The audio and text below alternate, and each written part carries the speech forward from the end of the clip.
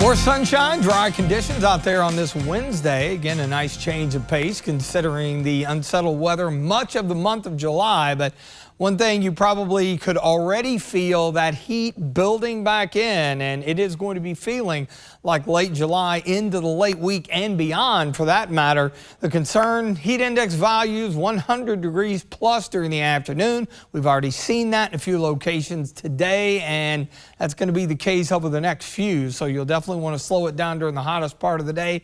And the trend with that boundary being off to our north, I think more isolated to scattered storms throughout the upcoming weekend, not looking at a washout by any stretch. Lexington northward, cloud-free skies, had a few scattered clouds, even a little isolated pulse shower in spots down across southeastern Kentucky. We mentioned that possibility yesterday, and same story there into central and eastern parts of Tennessee. Some organized storms back to our west.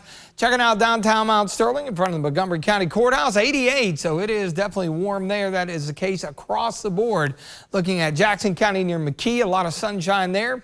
88 as well, so most spots warmer than they have been the last couple of days. 89 Lexington, 90 in Jackson, 91 Manchester, 93 from Richmond to Mount Vernon, Somerset down to Monticello, and of course those dew points not bad here in the bluegrass northward, but generally low in mid-70s, and that's putting several locations around the 100-degree mark, upper 90s elsewhere, and that's what we're looking at the next few days. Yes, it doesn't meet the criteria for a heat advisory, and this isn't anything that we haven't dealt with earlier in the summer, but just because we're not under a heat advisory doesn't mean the danger isn't out there for the potential of some issues with heat-related illness. So during the hottest part of the day, you want to try to avoid any strenuous outdoor activity, kind of slow it down, make sure you hydrate. In the mid-90s for actual air temperatures, and even with the bit of humidity, most locations, Missouri River Valley,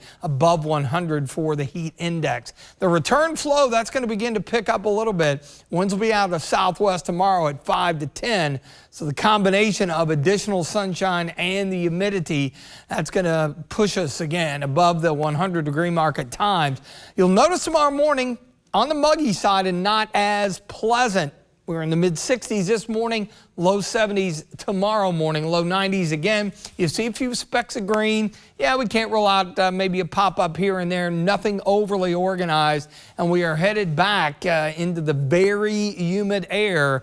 That's where we have been playing much of the month of July here. Similar scenario to last weekend with a twist. We've got another boundary. It's going to break down the ridge slightly, but this time the front's going to be a little farther to the north, and a lot of the thunderstorms are going to be more concentrated closer to that front. So that works to our advantage as far as keeping our rain chances, which aren't all that high anyway, relatively low. We'll back them down a little bit on Saturday. Sunday, probably our best shot as what's left of the front drops in and kind of washes out. But look at early next week, mainly dry, so that's going to give the atmosphere and the ground a chance to heat up fairly efficiently. Average highs 87, and you see we are going to stay well above the curve all the way into early next week. Mostly clear, warm, muggy tonight, 72. Coming up tomorrow, mostly sunny, hot, humid, 93. It'll feel hotter than that. An isolated storm or two can't be ruled out. Extended forecast this weekend. Don't cancel any outdoor plans. Just take the rain gear along to be on the safe side. And of course, as we dry it out, heading into the early and mid part of next week, closing out July rapidly. It's going to be a hot one with afternoon highs in the mid-90s.